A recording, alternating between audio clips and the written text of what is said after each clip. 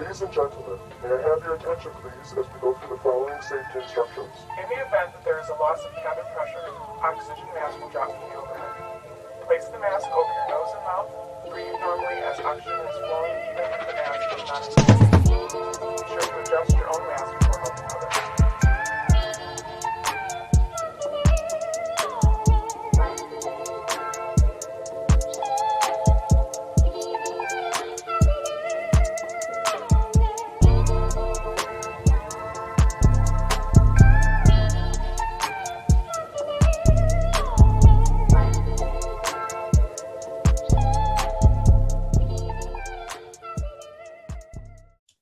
Wait, you said, this doesn't even.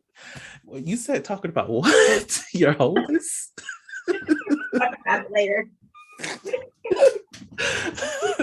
Get trapped on the recording, bitch. Get trapped on the recording. I heard it go off. No, you ain't slick. You ain't slick, Burn. Am I? Are you sure? Are you sure? I'm Not? sure. I was recording for the last 15 minutes. No, you weren't. I really wasn't. I heard it take off. Oh God. It gives me a notification. Look, so you betraying me now. Okay, girl. Okay. I see how you want to do. I thought we were friends and you just going to let people know when the recording starts. You're supposed to only let me know. Okay. Even though I would have anything that's intimidating. Huh? It says recording started or recording ending. I know.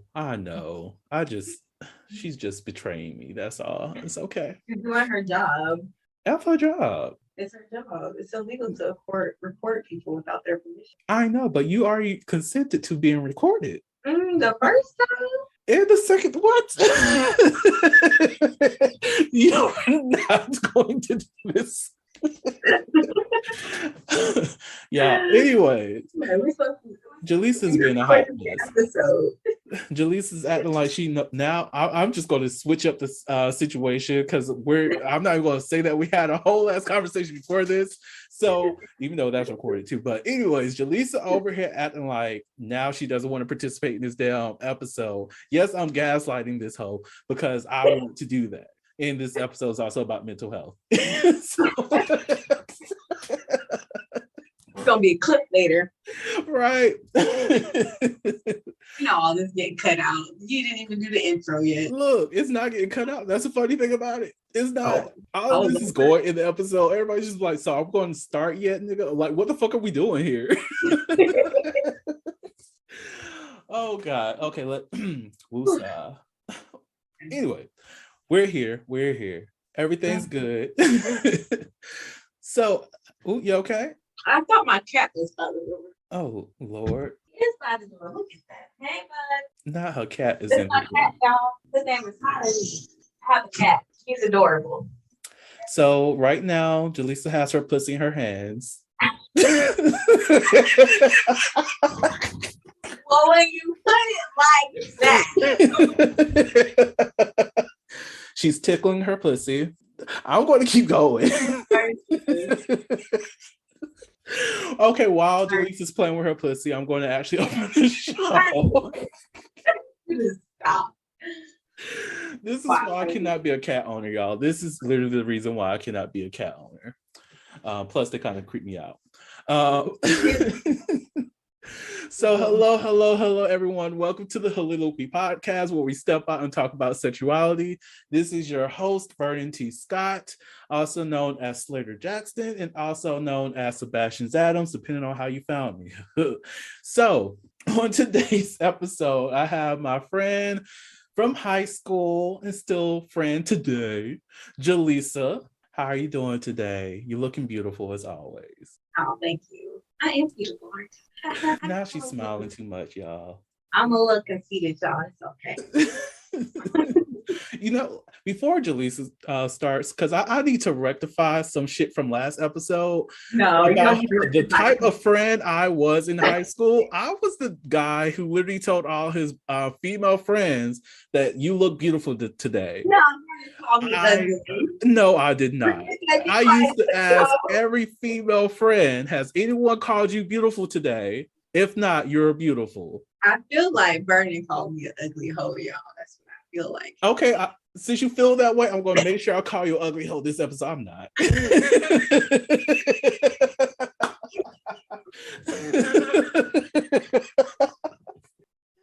Oh my God. She's beautiful, y'all. She is very beautiful. If you do not stop feeling yourself in this moment, because your introduction is coming up. I'm sorry, but look, okay, what they have to understand is, since we talked about part of last episode, like, I was pessimistic in high school, so I literally thought I was the ugliest person in the world. So yes, now I feel myself. Yeah. Oh my God. Now I think I'm the shit. So y'all, since y'all cannot see her on camera, let me go ahead and, let y'all know what she's wearing. She has this very beautiful blue shirt on. I love this owl necklace she got on. Her glasses are cute. They're curved. It's I think that's teal. Is that teal? Yes, it Look at is. me knowing colors. And then she has these beautiful braids in her hair. Box braids. Well, not box braids. I can't even tell what kind of braids they are. Me neither, but they're cute. She has like some purple. I think that's more like fuchsia going down in some of the braids. I see a little bit of, is that brown or is that blonde? It's like a pink color. So my camera's bad. Okay. Like a rose gold. It's like black rose gold, like a fuchsia dark pink kind of color and some purple. Right. And then these earrings, y'all. So I know y'all know about, the Afro woman, the Black woman who looks so beautiful. It's very colorful and is given what needs to be given and gave and will be given. Like, that's what these earrings are doing for her. And I'm here for it. And then she got her little beautiful smile going on. No makeup. She says she woke up like this and I'm just beautiful and I'm fabulous because, bitch, I am the JS Livings. And who the fuck is JS Livings? Now that we can finally get to your damn introduction. Okay, as some of y'all might know, I'm JS Living. My name is actually Jaleesa, but my author name is JS Living. And I write books. I have The Covenant of Blood coming out real soon, June 21st. I wanted it to come out Juneteenth. No go. So it's going to be June 21st. As I said last episode, I have a little bit about me. I have a bachelor's in anthropology and creative writing, and I have a an MFA in writing from SCAD. So it comes after death. If you know, you know. If you don't, you're going to find out. Maybe not. I don't know. You'll find out. And I'm not going to tell y'all where I work at, though, because that's kind of like hush.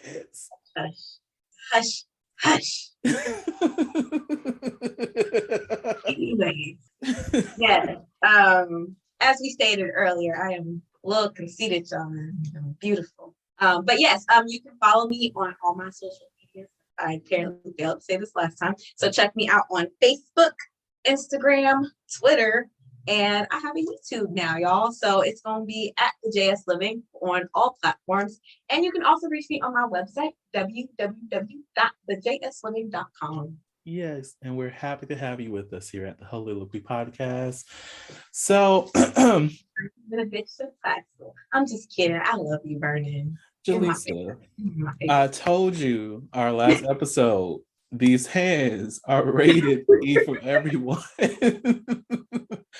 I do not hit women, everyone. I do not. No, however, I will hit Jaleesa. Like I said, I don't hit women, but I will hit this woman, okay? I'm joking. I'm not a violent person. Huh? Nothing. They heard me. You've been shady over there. That too, Brute? I said you throw them hands, I'm gonna throw hands back. Well, look, we'll be praising the Lord together then. Put them high. Hallelujah. I know. So on today's episode, we are talking about mental health and relationships. So to start this episode off, Jaleesa, would you like to share with everyone your journey with therapy? Yeah, y'all, therapy is, I mean, I know y'all can't see me. Forget this is a podcast, not a video. Y'all, therapy is A1. It is the best thing that you could ever do for yourself. Even if you don't think you need therapy, go to therapy because you will learn so much about yourself. And a therapist is kind of like having a friend who gets paid to hear you without actually, dumping everything on your actual friends. So therapy's been good. Therapy is, I learned so much about me. I mean, a lot of stuff I already knew, but like I learned other things that I didn't know. And really my therapist helps me with like all of my issues and stuff that I have. Or not even issues really, but just life stuff. When life gives you lemons and you can't make lemonade, the therapist helps you make the lemonade. That's a nice way to put it. I know even with myself, and therapy has changed my life a lot and made me get to a position where I truly focus on myself a lot more, and not necessarily in a selfish way, but still in a selfish way where I can make sure I'm whole so I can show up for other people. And that is a benefit that a lot of people don't often have because they either too afraid to go to therapy, or they've been miseducated about therapy, or they're scared. Like a lot of people are afraid to confront their own demons. But the great thing about going to therapy is that it helps you and gives you the tools to fight those demons that you hold within yourself, that you might not even be able to accomplish through just faith alone. And like it is good to have faith, it is good to pray on it, but it's also great and beneficial to have a professional to help guide you through those issues that you're going through. So Jaleesa, if you're okay with me asking, when did you start your therapy journey? All right. So y'all, therapy is a very long, rough road. I'm gonna start with that. Not to deter anybody, but I'm about to be real here. Look, so that's for. Right. So like my first ever experience with therapy, and I don't even remember it like super clearly. It's kind of a vague memory because I was young. It was in second grade. Like I think my dad had just passed away. And I guess I had broken out crying in class. I vaguely remember crying in class. And I remember my second grade teacher told my mom that I need to go to therapy. And my mom was like, she don't need no therapy or something to that effect. But I think I ended up having to go anyways because they were like, if she doesn't go, she can't be in class or something like that. So I think I ended up having to go anyways. And I don't remember that therapist being helpful at all. Like, I don't remember the exact experience, but I do remember, like, I did not want to be in there with whomever I was in there with. I was just like, I want to go play with my friends. Why am I here? Why am I here? This is adult me looking back on young me. I'm, just projecting. But yeah, I'm pretty sure as a kid, I was like, why am I here? Like, friends, class, recess. Let's go do the fun stuff. I got other priorities. Right, exactly. But my 7-year-old self. Are you 7 in second grade? I don't know how old. It's about that age. 7, 8. Anyways, so that was my first experience. Second experience with therapy, also wasn't feeling it, Vernon. Wasn't feeling it. I was in middle school. And again, y'all, I wasn't the brightest, like bubbliest. I should say brightest. I wasn't the bubbliest person in elementary or middle school because I got made fun of like every single day. And I didn't like people. And I was really like, all y'all can just go die. Like, just go die. Leave me alone. I don't like you. Y'all don't like me. Leave me alone and just go. So anyways, I remember, and I think these are two separate incidents. I remember one day I was like at the bus stop and I had this notebook of like, I was a writer even then. So I would write little stories about students that I didn't like. And like, I remember one day at the bus stop, like the kids at my bus stop stole my notebook. They ripped the stories out of the notebook and threw them down the sewage drain because our bus stop was at sewage drain. So they threw them down the sewage drain. And I remember it was raining that day also. So all the papers got wet. So I had to collect them all and put them back in the notebook or whatever. And then they had the audacity to laugh, well, not laugh about it. They were upset because the stories were about them and how I wanted them to just go die in the forest with very gruesome deaths. I mean, their heads and their torsos are like on the trees and stuff. It was, y'all, it was bad. It was bad. Very dark child. The Holiloquy podcast focuses on the variability of sexual expression. When it comes to sexual expression, we often depend on pornography to illustrate how one must perform sexually. For those who have not learned this by now, the stuff you see in porn is not real. Pornography provides a singular perspective of sexual expression that is not often the reality we see during our own sexual encounters. The Holiloquy podcast is a conversation that takes you outside of the compressed box of what many know about sex. Some of the topics we discuss includes kinks, condom usage, status disclosure, and past sexual experiences. The Holiloquy podcast steps out on sexual norms and recognizes that the norm is not the only normal. Subscribe today and join the conversation. Heads and their torsos are like on the trees and stuff. It was, y'all, it was bad. It was bad. Very dark child. Very I dark was child. dark. I ain't gonna lie, I was dark. But anyways, so on a separate occasion, the same notebook, the same stories. I might have updated some stories though. I think one of my actual classmates in my class like found the stories, and I think I was like away from my desk because we were doing something or whatever, and I guess somebody was rifling through my stuff while I was like out of the classroom. And so they found the stories and then they took it to my teacher and told my teacher that I was writing stuff about them. My teacher read it and she was like, so off to therapy for you. And I was just like, first off, why are they not getting in trouble for going through my stuff? Ain't nobody told them to come over here and go through my stuff. That was not for them. This is my way of calming myself down when y'all piss me the fuck off. Like, let me have this. But the other thing they found in there was like, I think I have wrote like a letter to myself, talk about like, you know, I'm so ugly and I'm not pretty and nobody likes me and I hate life and, you know, all the dark, depressing things you say when you get made fun of every day at school. So that was the other reason they sent me to therapy. And then the therapist was like, well, why do you feel this way? And I'm like, because everybody is telling me this. Like, I'm like 13. Right. This is my reality. This is what I'm facing every single day. This is what I know. Now, let your classmates and your friends tell you when you're 13, like, that's what you're going to believe. Anyway, so she ain't helped me. I ain't like that therapist either. I was just like, ugh, I don't want to come see you no more. So I pretended like I was okay to get out of it so I didn't have to go back. I was still writing stories, though. Look, still writing stories.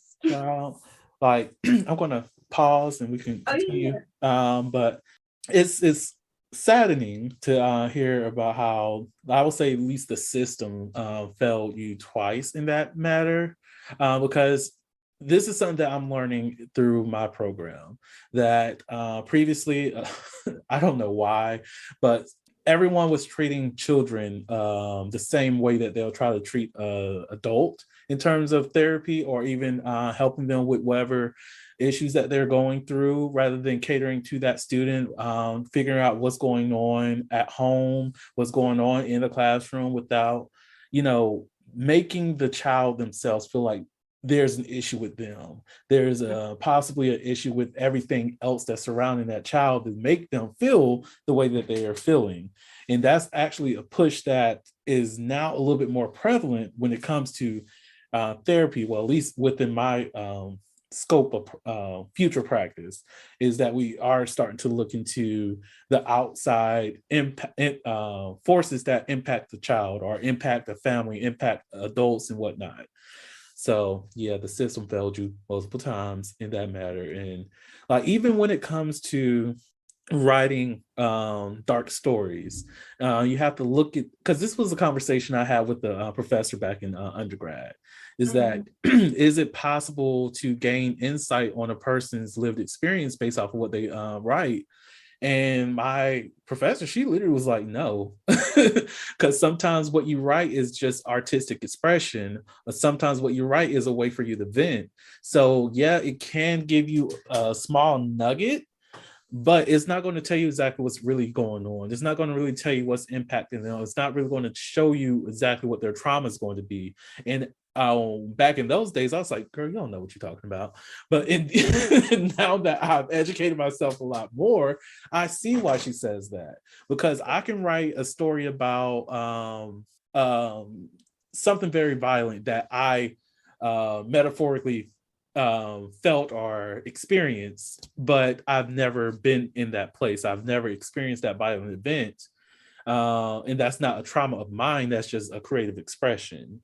And even with what you were doing, that was a way for you to vent. Doesn't indicate that you're going to be suicidal. It doesn't indicate that you're actually going to harm other people. It's just, I need something to make me feel comfortable or make me feel a little bit better. And the thing that's making me feel better is killing these little kids off that are making my life a living hell. So why don't I put them in a position where they're experiencing some of that hell that I'm going through, but go a little bit step further and kill them off because I'm tired of experiencing this on a regular basis. But this is kind of me talking to that little kid in you, and not. Oh yeah, no, you're exactly right. It was very cathartic as a kid, like super cathartic. Like to this day, like I express myself through writing. Like if I'm feeling some kind of way, like I will go and write something that kind of like expresses that in its own way. Or sometimes it's drawing, or whatever it is. Could be a song, could just be me dancing, whatever it is. Sometimes it results in like what's it called? Retail therapy. So sometimes I just go buy stuff to make myself feel better. It's no wrong way to like get the catharsis. I agree. Absolutely no wrong way. Well, like excessive of doing things excessively is a wrong way to go about it. But just good point. Doing them like a couple of days, that's fine. So I guess there is a wrong way to do it, but it's only wrong if you're harming yourself or someone else. Facts. Right. If you're not harming yourself or someone else, there's no wrong way. So to continue into your journey, we're at middle school. Were there any therapy sessions in high school, or was that later on when you had your? No, I didn't go to no therapy in high school. I probably needed to, but you already know the answer, Vernon. Child, yes, you definitely need to go to therapy. I probably needed it. I didn't go. No, I didn't go back to therapy again until grad school, actually. I probably could have gotten some therapy in undergrad, but I didn't go because I was actually dealing with my partner's mental health issues at the time. So I was trying to focus on him and get him where he needed to be, because I actually felt like I was in a pretty decent place in most of college. Like, that's when I started feeling myself. I started like figuring out ways to help myself. So I didn't feel like I needed to go to therapy then. But what changed is in grad school, I started having panic attacks and anxiety attacks out of nowhere. So the panic attacks and the anxiety attacks, they concerned me because I was like, what's happening? Where's this coming from? So I was like, you know what? I'm going to do the thing that I haven't done in a minute. I was like, I'm going to try therapy again to see if this can help. Now, mind you, before that, I had gone, so I went to grad school at SCAD, which is in Atlanta, and my doctors and stuff were still in Augusta. So mind you, before I went to that therapist, I don't remember if I went to the doctor first or the therapist first. I think I went to the doctor first. And I told the doctor my symptoms, and she prescribed me fluoxetine. Fluoxetine would make me very tired and stuff. So I'd be like falling asleep in class, and I had to explain to my professors. I wasn't ignoring them. I was just tired because I had to take a new medication and my body had to get used to it. But the fluoxetine was for like anxiety and depression or whatever. So it was kind of helping, but not really. But I was like, let me give it like 30 days because, it takes a while for something new in your body to start working. So I was like, okay, let me see if this will work. So I started going to therapy. I actually liked my therapist at SCAD because SCAD, while they do some things wrong, the thing they do get right is that they have a gym on campus and they have a therapist on campus. So if you need to like burn off some steam, or if you need to like get your mind right, and you do that through exercise, and you can go to the gym.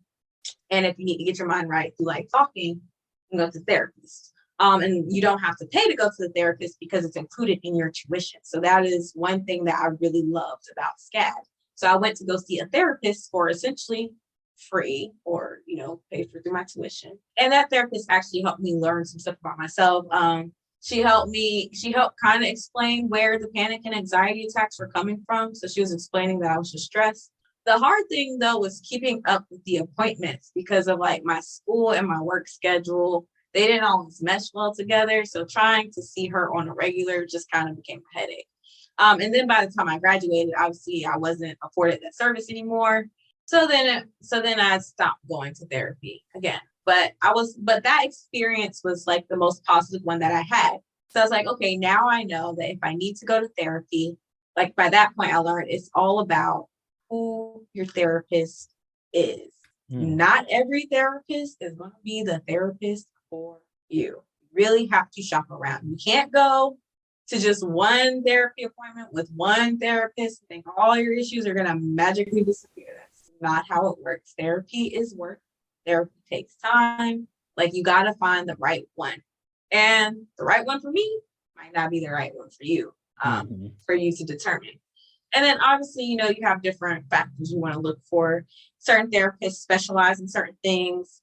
For me, race plays a big factor. Like if I'm going to a therapist, I prefer for it to be a Black woman, just because I feel like a Black woman can understand. They might not have the same experiences as me, but I feel like they can understand a lot more of my experiences than someone else, So that for me is important. That might not be important for other people. I don't know. You can interject right now before I continue on.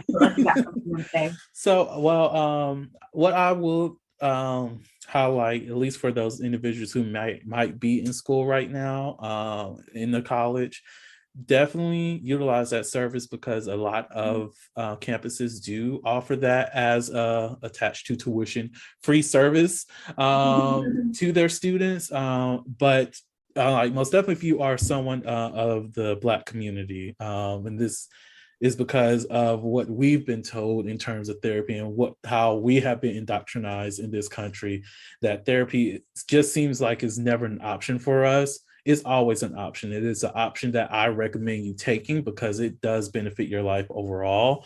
But like, if you are on campus, find out who the therapists are. Hopefully there's a therapist that looks like you. If not, that doesn't mean that they cannot help you.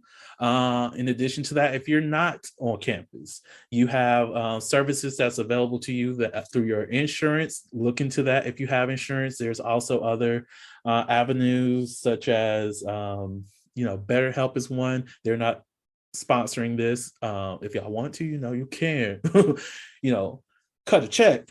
But that's actually how I met my most recent therapist, Eddie. Fucks with you, man. Thank you so much. Brought me from a very dark place to where I'm at now. And like, that's a service. You have Teledoc. That's another service that you can use. Teledoc is the service that I use. So shout out to Renika. You are a Black woman and you need a therapist. Like, Renika got you, most likely, as long as you can fit into her schedule. I don't know. Sometimes that schedule will be filling up fast. I think I guess she's not good at her job. But I say Eddie, Black man, and the man is brilliant. The man is extremely brilliant. Like, you really do have to shop around for your therapist. Like my first therapist, she wasn't bad, but I also knew that she wasn't the therapist for me when she made the statement that, sometimes in our sessions, I feel like you're the therapist. And I was like, oh, girl. No. That's not how this works. It's not. That's not how this works. You never told me that. Like, even though I think that was her trying to, provide information, like, yes, she will make an excellent therapist. But at the same time, Mel, That's not how we do You're not with that. the therapist. You think that you're the therapist. I'm like, so what you say? I'm paying you to like, You pay I'm paying you to meet with me so I can be your therapist? right. What? That's not working. The math ain't mathing the way that it needs to math. But if therapists, they do work on a sliding scale, which is a great benefit. Something else that some people might be interested in, because I do life coaching. Life coaching is not therapy. Let me just say that again. Life coaching is not therapy. But if that's something that you can afford, that can at least help you figure out how to find balance. That is also a service that's offered through Slaytor's Playhouse. Link for that info will be in the show notes. But that's a service that you can use if you are looking to figure out how you can find balance, or figure out how you can make some kind of change, or even find purpose in life. You can always go to one of them until you're able to get to a point where you can afford your own therapist. But definitely, if you need therapy, go to a therapist first, so you can deal with whatever traumas you have in the past, whatever things that are impacting you right now. Just a few self-help tips that might help somebody. Shadow work is beneficial. Journaling is beneficial. Like little Jaleesa out here journaling about her experiences. Like that is actually beneficial. It helps you. It's cathartic as fuck, y'all. I'm telling you. Look, tell the bitches in the story. I'm just looking. Find that in the stories, please. And only in the stories. Only in your stories. Please don't be that person that takes this the wrong way and goes this in stories. In the stories. Typically keep it fictional, not reality. Right. We're not saying go out here and fight people, kill people. No. You can do that stuff in a story. In a story only. In a story only. I mean, look, I just feel like we have to emphasize this. Look, 6th grade reading level, girl. That's the average. I don't know. I do not know everybody that's listening to the show in the stories. Fiction in the stories only. Look, for context. In your journal. For context and comprehension in the stories. Okay. Very important note. Very important. Make sure that's in the show notes. Right. That's gonna be the name of the episode. Only in the stories. I probably might not do that, but if I can't find anything else, that will be the title. But like, I didn't mean to. If you can't find a therapist, or if those other methods aren't working for you, please call. And if you feel like you're gonna harm yourself or someone else, please call Suicide Prevention Hotline. Please call them. And just I don't know the number off the top of my head like some people do, but I'm sure he can put in the show notes for y'all. Oh no, I don't need to, girl. I have my recording. I'll put the recording at the end of this episode. Oh yeah, that's right. In the episode, I forgot. Yes, okay. So if you need it, go to the end of the episode and call the Suicide Prevention Hotline. Look, please do, because your life matters. Your life is important, and you are a valued person. This is why I typically say I love you all, because it's a genuine love that I'm sending to you all. And I need people to understand if no one around you loves you, you can know that Vernon T. Scott loves you for who you are, because you are loved, and you are loved by someone. Now, love yourself too. And that is its own journey, but you can get there. You can get there. Therapy helps. It does. That's the title of the episode. Therapy helps. And only in the stories. I feel like even through that conversation, we just moved up to where you are in today when it comes to therapy. Yeah. Yeah, pretty much. So, all right. So like as an adult, grad school is what year did I graduate, Vernon? 2018. No, I'm not asking you, I'm thinking 2018. So I actually didn't go to therapy between 2018 and 2020. So I started going back in 2021. And that's when I found, like I said, my therapist on Teledoc, Renika. She's a very good therapist. I love you, girl. Yes, I love her so much. She does so much with helping me. She helped me through my situation with my partner or previous partner. Yeah, if y'all don't know, these episodes are pre-recorded. So we're somewhere in the line. Somewhere in the line between current and post. Somewhere between current and previous partner. Like, I don't know what's gonna be going on by the time this airs. So we're in the gray area. So this gray motherfucker, there we go. That's going to be her name. This gray person. Right. We're living in the gray. Right. So anyway. Yeah.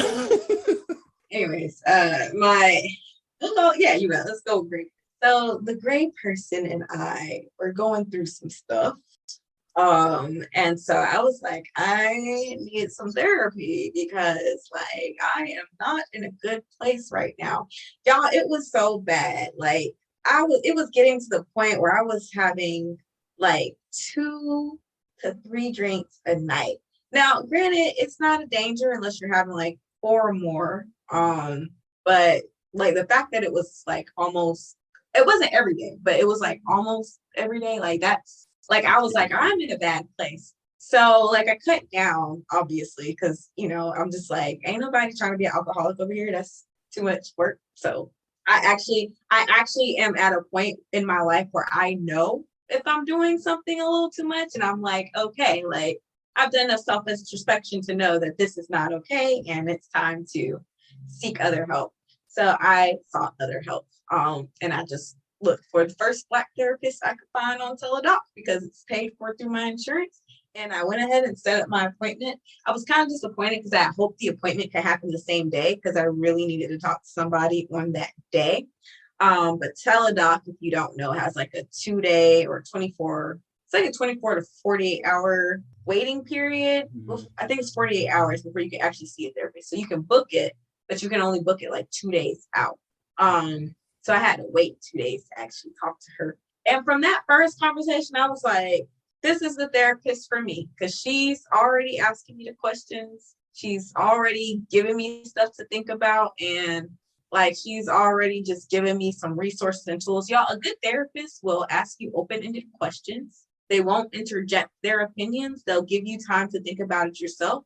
A good therapist will have you questioning things about yourself or question things about those around you.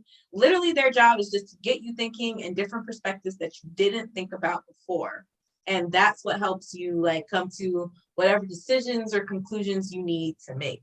So I was seeing her like, at first I was like, let's do every 2 weeks. But because I was just in a really dark place, I was like, we're going to do every week until I feel like we can go back to 2 weeks. So she really helped me out of that dark place. But the reason things were so dark is because I don't know how many people know this. I feel like it should be well known by this point, but people 6th grade level, right? We're in like 6th grade education level. Y'all, women can't do it all. We cannot work full-time jobs, have our side hustles, go to work, clean up, and cook and clean and take care. We can't do it all. God forbid. Look, I'm one of the lucky ones, so I don't have kids. So God forbid you also have kids, but then you got to deal with that aspect too. People expect women, especially Black women, to do it all, and you can't. Like, that's such a toll on our mental health. It's such a toll on us. And then when you come around and you say things or you like project your issues onto us on top of everything else we have to deal with. Plus, add to that, if you already, are in a fragile mental state yourself as a person, like, that's a lot, y'all. Mm-hmm. Like, that's a lot. And it don't work. It don't. So I need y'all to recognize that, like, women, I mean, nobody can do it all, but I just feel like Black women are especially told, like, oh, you have to do it all because for whatever reason, we're just seen as like stronger people. We ain't stronger than nobody else. We also have our breaking points. But sometimes hitting that breaking point is when we go off the rails. Like, I want to talk about angry Black women. That's why, because y'all just put too much stuff on us or you expect all this stuff. that what were you saying? Oh, I was just gonna say one other thing. And then I know all men, look, I'm not saying all men, but you men out there who be thinking that your significant others are your mothers and should be doing all the things while you sit on your ass and do absolutely nothing.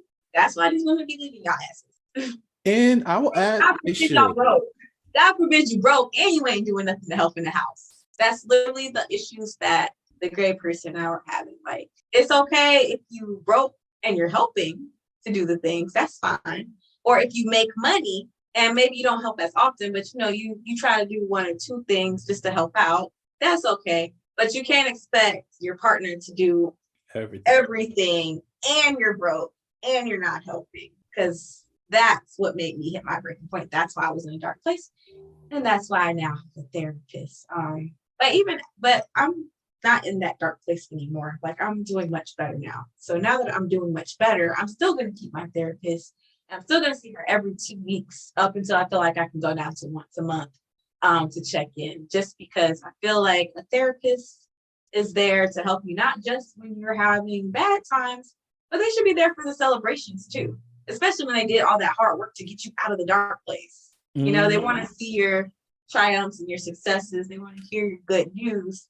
And therapy is really there to help you manage so that things don't get back to the dark place.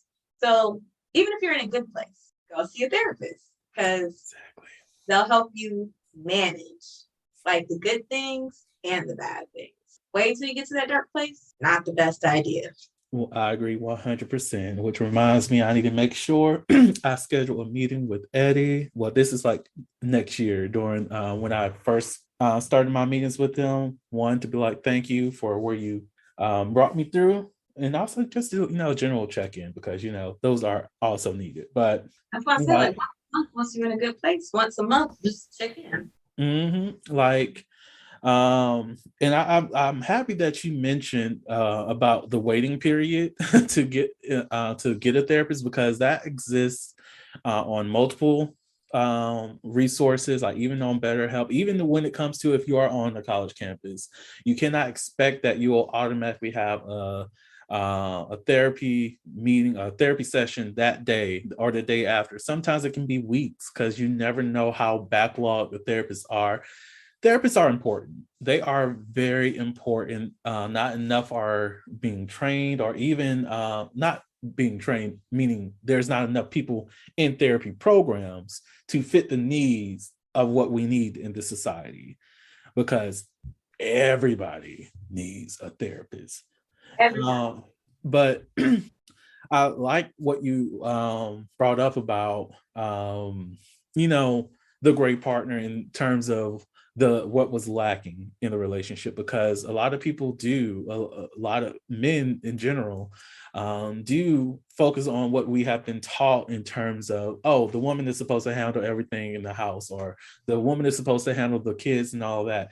That is idiocy. That is not helping any situation. Now, I'll get if you're making enough money and you can, afford to have have that lifestyle where you have a stay-at-home wife or a husband, wherever the case may be, then you have to think about where you are financially, where you are in your partnership, and what factors are playing a role.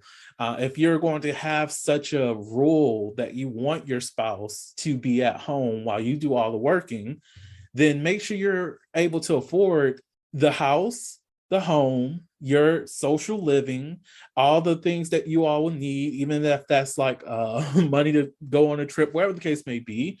But you also have other people who are not looking for that. So know who you are engaging with, and know where you are financially, and know who you are as a person before you engage into some kind of partnership with someone that is not necessarily going to fit the desire that you want or the aesthetic that you need in that relationship. And like, no one person should be, if you're looking for a partnership, should be doing everything for you. Right. Like, that is draining. That's the stuff that really breaks people. And that's, and again, like, this episode is like mental health and relationships. So that's why I felt like I needed to bring it up. Because what like your partner can very much affect your mood, especially if you live together. Like the great person at the time, like when he was in a down mood, like when he was down, like it affected my mood. Like normally I'm like happy, bubbly, like I'm at like level 10, like excitement. And then if he's down, like that level 10 will drop real quick to like a level 5, or it would anyways. So like just keep in mind that like your vibes, what you're putting out, it can affect your partner. And so when you're putting out bad vibes and you're expecting the partner that you're putting the bad vibes out to do all the things, like that's just not a good combo. And like you said, like if you're making the money to like hire somebody to help keep the space clean, that's fine. But again, like don't put it all on one partner. That's where a lot of people make their mistakes. That's where we made our mistake. Because you know, like you think you know somebody and you think they're gonna change, or they'll say they'll change, and then they don't change, and then slowly over time, like you just keep whittling and whittling and whittling until you're just like, okay, I can't do this anymore. And then it's a big blow up, and it didn't have to be. And I think about a conversation I had with someone else who's going to be on a different episode. His name is Tyrell. I'm quite sure the episode aired before this one even comes out. But we had a conversation about being in different chapters. This was in his intake meeting. And he mentioned how, like for himself, it's fine for him and his partner, you know, to be in on different pages as long as everybody's in the same chapter. So that means you can always catch up. You know, you're not too far behind. We're just on different pages. But if we're in different chapters, that's the metaphor I gave you. You did tell me that too. You did tell me that. That's the metaphor I got from my sister. Oh, see, so everybody is looking at. Did this come out on the Red Table Talk or some shit? Like, where did this come from? But yeah, you did. Tyrell, so you know, maybe they know each other. Who knows? That is funny. That is funny. Yeah. I can't believe I forgot that you told me that too. I did, because she told it to me, and I was like, "That's like a near perfect metaphor." Right. Yeah. Like make sure you guys are in the same chapter of your lives. You can be, and look, please be. Definitely be in the same book. Please don't be in two different books. Not two different books. Some of y'all probably out there in two different books.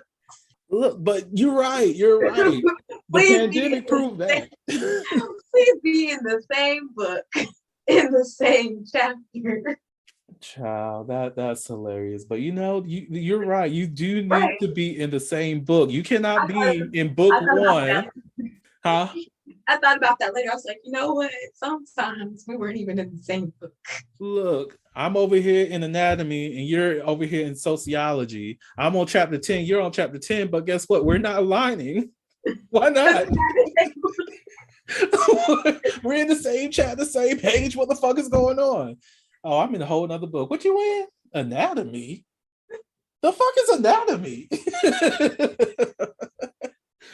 Wow, like you over there capturing the ride. I'm over here the hanky.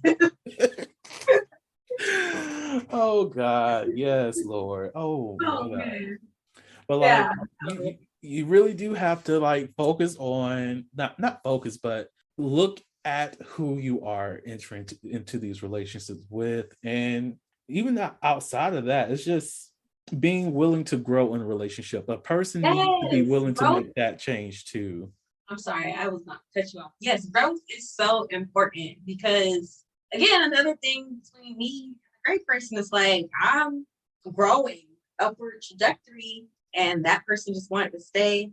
Or I'm not going to say they wanted to, because I don't like to assume things about people. I'm going to say it felt like they wanted to stay in the same place.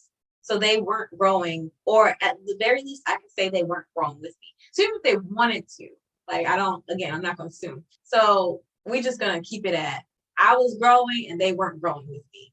And that is definitely like something you got to think about in a relationship. You want to be with somebody who's going to grow with you and change with you and not stagnate, you know? And like and I will say, like, they did tell me that they were holding me back. But I also feel like if you feel like you're holding your partner back, maybe do what you need to do to boss up and be the partner that they deserve. Like instead of just using, because yes. Again, I'm not going to speak badly on this person, but I really just felt like it was a cop out to say, I'm just not the best partner for you. Because I'm like, nobody's going to be a perfect partner. Like it's all about growth and learning and figuring out things together. And the moment you stop wanting to do that, that's the moment your relationship and your mental health can crumble. Because now that's when you're literally drift, like we said, that's when you drifted from this, like from the same chapter to different chapters and eventually to different books. So I agree 100% there. Like that brings back to a conversation I had with a former partner where I literally was like, well, okay, so the situation that happened was that they were saying that I deserve better, and you know who I am. And I'm very direct with people. So I was like, okay, I'm glad that you can identify that I deserve better. So with you making that statement, that means that you know what I deserve. So are you going to step up to that? exactly.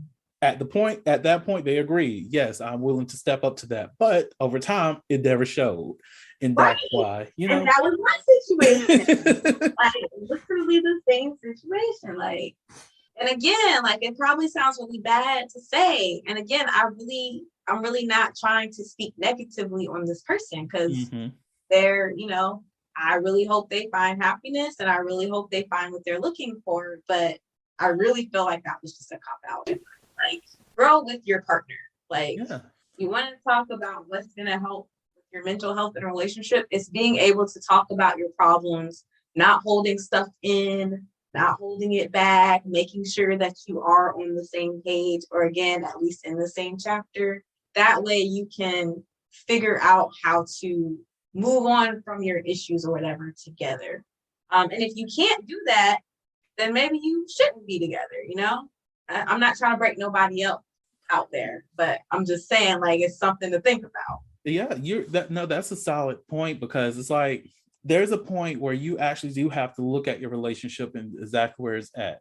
And like you said, it's not to break you up, but to reflect on, hey, have that conversation. What's going on with you? This is what's going on with me. I want to talk about it. I want to see what we can do about fixing it. That's why, you have relationship counseling, you have marriage and family therapy. You have a lot of resources out here. Relationship coaching, also a service provided by Slaytor's Playhouse, plug. But, might as well. But like, you have all these resources available to you to help you guide yourselves through that conversation of how you can elevate your relationship. But if you can see that you two have grown so far apart that there's no reason for you to be together, then don't be together. And it's okay. It's okay not to be together with your high school sweetheart. It's okay to no longer be with your former husband, wife, civil union partner, whatever the case may be. It is perfectly fine to go out there to find someone else that you connect with a lot more, that's more on your level. And that's not to say that that other individual is beneath you or anything. It's just that they're not meeting you where you need to be, and you're not meeting them where they need to be. And that's just that. Yeah, and as an old adage go, if you love it, sometimes the best thing to do is to let that shit go. Right. Yeah, it's not said exactly like that, but literally let that shit go. And I think that's literally one of the problems I had. Like I just didn't want to let go. And at a certain point, I had to be like, okay, you're not changing and you're not meeting me, and enough is enough. So we're either going to work through this together or we're not going to work through it at all. And I mean, I'm not going to say, I don't know if it's fortunate or unfortunate. Like, I don't really know which way to put it. But the point is, like, that person, they just decided that they didn't want to work on it. And I'm not going to, like I told you before, Brandon, like, I wasn't going to sit there and try to work for something when somebody else don't want to work for it. Look. Like, people say that, like, a relationship should be 50-50. Actually, that's false. It should be 100-100. Amen. It should be 100-100. Or, like, if you give 60 one day and somebody else gives 40 another day, like, that can combine to make your 100% or whatever. But really at the end of the day, it's really 200% because there's two people. Right. So, you know. I agree. And like, I'm sorry, go ahead. No, what were you saying? I was gonna say you're not always gonna be on the same level of what you can give. Like that's just impossible. You're not both gonna be at 100% all the time. But the point is, it shouldn't always be this person giving 110 and then you're over here giving like 5, right? Like, right. And that's the situation I felt like I was in. Like, I felt like I was giving 110 and they were giving 5. Now, again, that could be an exaggeration. Maybe they were giving more. Maybe they were giving less. Like, that's not for me to say. But the point is, we weren't both like at a equitable level. Mm-hmm. And I want to add, because I love that you are you continue to defend the gray person, because that shows that you still care and have love for the person. And that's how I would love to see a lot of conversations happen when it does come around someone that you've been intimate with, been a partner with, because it doesn't have to be toxic. Like the way that you're speaking about the gray person is amicable. Like it's just, we were together, we had issues. This is what it is. This is where I felt. This does not invalidate that person's experiences, because they still have their own valid experiences. And that's growth overall. And that's a point where a lot of people have to get to, most definitely when it comes to their past experiences with their former partners, be it baby mama drama, baby daddy drama, whatever the case may be, is being able to let it go, still being able to love that person, know that you had faults, they had faults, the relationship is a fault or not a fault, whatever the case is, but knowing that like you show love by letting other people do what they want to do for themselves. Like right. in my previous relationship, I think right now my ex has a whole nother partner, and I'm happy for that. Like, I'm not going to be stuck on the fact that, oh, we could have gotten back together, or I want to get back together with them. No, I'm just happy that you're out here still living your life and finding happiness in this world. That's where we need to be on a societal level when it comes to people that we've been intimate with in the past and we're no longer with them, is to see them and be joyous and glad that they're able to find happiness. I get if somebody harmed you or really hurt you and you want to see something bad happen to them, I get that. That's a valid feeling. But think about what happens when you let that go and just wish them well. How much of that moment that they had goes away. Though. Huh? Doesn't apply to rapists and murderers, though. It does, actually. There has been people who actually. I mean, I'm not saying you shouldn't let it go. I'm saying like it takes time. It does take time. It takes time. I'm saying that's harder. It's harder. It's definitely harder. But there it is possible, because I even remember this one court case where this mother, her son was murdered by this dude, and she was at the trial. She actually sat and talked to him, figured out what happened. He was guilty, and she actually pleaded with the court to give him less time than what they were going to give him. And I think they gave him life, and she cried for him.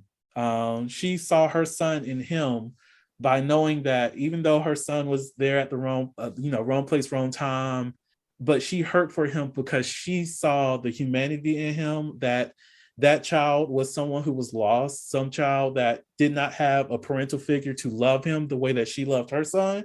So she wanted to be there to provide that for him. And they literally came together and cried before they took him behind. And my emotionally stunted behind back then wanted to cry so much from watching that scene, but like it happens.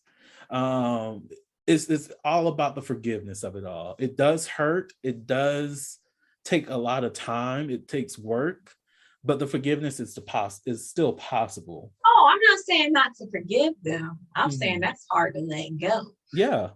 You can forgive and not let go. Because sometimes you don't want to make the mistake of completely forgetting it, because you don't want to repeat the same mistakes twice. So here's my pushback on that.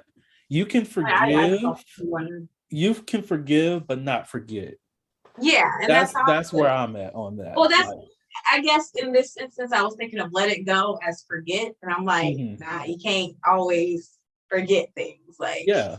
you don't want to repeat the same mistake. You have to remember for actions to see if somebody changed. Like, let's say somebody's a habitual cheater, right? Mm-hmm. And you forgive them and they change their ways. But 3 months from now, or even 3 years from now, you're bringing up that incident where they cheated and you kept saying that you forgave them. You never forgave them because you won't let it go. Right. You can still remember they cheated, but if you're going to throw that in their face, you never forgave them. Right. But on the flip side, if you have somebody in that same situation, but they don't change and they habitually do it, you forgave them that first time, but you didn't forget it. And so when they do it again, then you can be like, you did this again, and that's not cool. Yeah. So that's where, you don't want to forget necessarily. Yeah.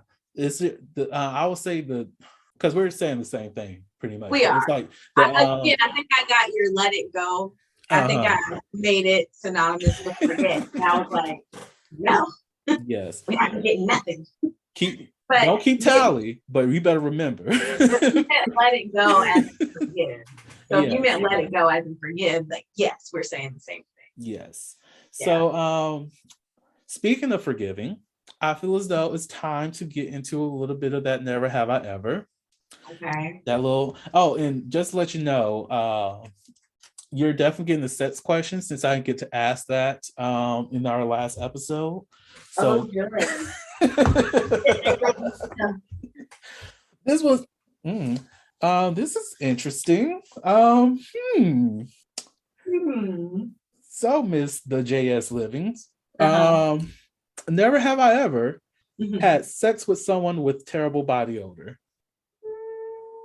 I feel like it depends on what you mean. You mean like constant body odor? Or just like, like they shower most of the time, but then, that time they didn't have the best of body odor. Like, that's a good question. I guess it depends on, because if you're talking about like someone who just has habitually bad body odor all the time, no, I have never did that.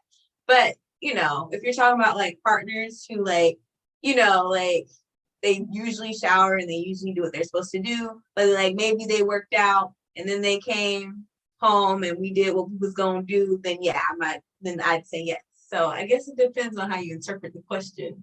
That's true. I will say same for me. After I wouldn't say it was a workout, but no, it wasn't a workout for me either. But I will say I've had that experience before, but not someone who has habitual bad odor. But I would add most definitely, because fetishes and kink play, that doesn't discredit anyone who likes that kind of thing. Do you and enjoy it? Look, what you like. It's gonna be different. Right. So, not to shame, that's just something that we have not done, but also something that I will not do ever. Like same. But do y'all? I'm here for it. I support you. So here's that sex question. No, she's still talking about the odor. I'm good. Yeah, I'm sorry. Go ahead. I'm done.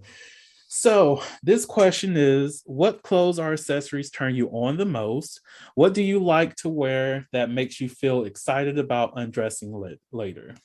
That sounds like 2 questions. So you don't have to repeat them one at a time. All right. So the first one, all of this is the same card. I know. No, I know. Just so you know. All right. So the first part is, what clothes or accessories turn you on the most? Like on my partner? Or on yourself or on your partner? I don't know. Like on me, I like to wear like lacy stuff.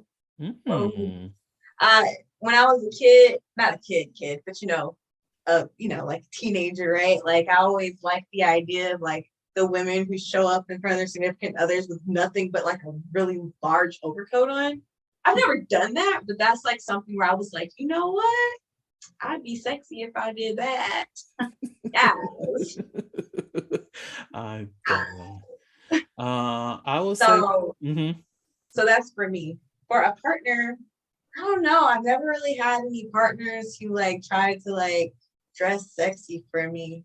I guess if you're talking just like what I find attractive on TV, it's like usually like men in suits, well groomed, like if it's a black guy, they gotta have a nice lineup, like said, everything's gotta be nice lineup, and then like I said, a suit or like khakis and a polo can be. Or you're talking about more smutty when it's like the strong contractor guys and like cargo pants, boots. You gotta be kind of muscular for that. No. That's the first part. I'm not judging, but no. No, to the cargo and boots. I can see it, but no, it depends. It depends. You can't be like thick bony. You can't be bony. It won't work. True. And yeah. So you saying that you want you a nice contractor? That's not what I'm saying. I'm just saying that's attractive. It can be attractive. So construction worker. So if you out here got a whole construction worker's outfit, pull up. That's not what I'm saying. She might jump on it. Hallelujah. That is not what I'm saying at all.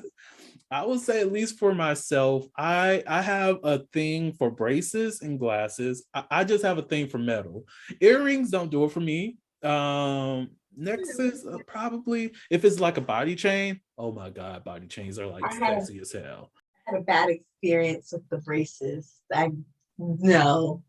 Wait, you had bad experience with braces and you don't braces. I never told you that story. No, I didn't have braces. Someone I kissed had braces. Did the braces like nip your lip? No, it was weird. I was like, I don't think I'm gonna do this again. Lord. I'm thinking like, what is but that person was like that person was also pretty awful to me though. So they were also pretty awful to me. That's definitely, I will definitely say that might have had something to do with the turn off because it was already, look, we were like 13, 7th grade on a bus, we made out, it was awful. And then he was an awful person on top of that. So, yeah. Okay, I'm sorry. You're good. That's hilarious. I'm just like, no. Well, they're there for me. Right. That's like, great for you. Let me find a partner that's just gonna go out there and find like a loose retainer or some shit, like purchase a retainer, not just finding one, but purchase a retainer, come up in here full nerd outfit with the body chain. Oh my God, that body chain is coming off. All right, so if you own braces and a body chain, go find and glasses. And glasses. The DMs are open for you. And I know I already brought up the fact that I am talking to someone. Like I said, a throuple can be a thing. So we can figure that out when we figure that out. So pull up when the partner ain't there. Look. If that's the type of stuff y'all want. All right, what was the second part of the question? So the second part is, what do you like to wear that makes you feel excited about undressing later? Oh, I already told you that. Lace outfits. Yeah, the coats, the heavy coats. Well, yeah, the coats, but no, also like Victoria. I mean, I know Victoria's Secret is pricey and they don't have the best messaging about bodies, but I do like a lot of Victoria's Secret lingerie type stuff. Yeah, but and you don't have to air this crap. Ladies, if you're gonna wear that, make sure it's coming straight off because you don't want it to mess up your lady parts. Just saying. Just a side note. Child, I will also add, do not purchase, if you see it in the store, purchase it online, because I recently found out, because I didn't, I know people can do some nasty things, but I really did not know some women are actually out here trying on lingerie and putting it back on the racks. That's disgusting. That is yes, but I will say now what you're supposed to do versus what women actually do is two different things. When you do that, you're supposed to try it on top of what you're currently wearing. Mm-hmm. And you're also supposed, if you buy it, you're also supposed to go home and wash it before you wear it anyways. Facts. Now, The problem is some women don't do that. And a lot of people don't wash their clothes when they get home. I'm guilty of it. I don't always wash my new clothes when I get them. 9 times out of 10, I'm just gonna rip the tag off and throw it on. But you know, like, so, and even purchasing it online doesn't necessarily guarantee that it's coming back safe. So really, the best course of action is to wash it before you wear it. Good point. I will say for me, I said same for men. Wash it before definitely.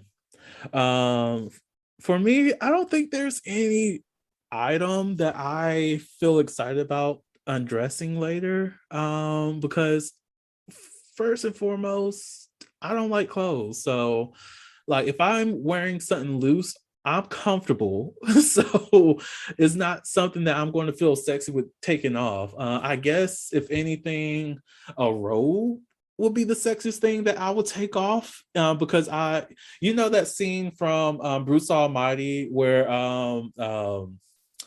what's his name? Not Ace Ventura. That's not his name. What's the man's name? You know it? I don't. I haven't watched Bruce Almighty in who knows how long. It's the dude who plays Ace Ventura. I don't watch that show. The Mask. I do watch The Mask, but I still don't know the actor's name. I know who you're talking about now, but I don't know his name. Like now I have to go on Google. Look it up on Google. I feel so bad. I know somebody is like yelling at their phone right now, like, it's sad. I literally pulled it up and I remembered his name, Jim Carrey. Good God. Oh, I didn't even get to it yet. Boy. I was going to be like Dumb and Dumber. Like he's on that. Oh my God, Jim Carrey. But in Bruce Almighty, when Jim Carrey just throws down his clothes, I would do that shit with the robe. So I think that will be the most that I would do, because if I'm wearing lace, I'm already feeling sexy, but I'm not trying to take that off. Like, I want to keep it on. I mean, I think I look sexy with it on or off. So I do get excited about taking it off because I'm like, look, you get to see me with my clothes on and you get to see me in my sexiness with it off. Like, look.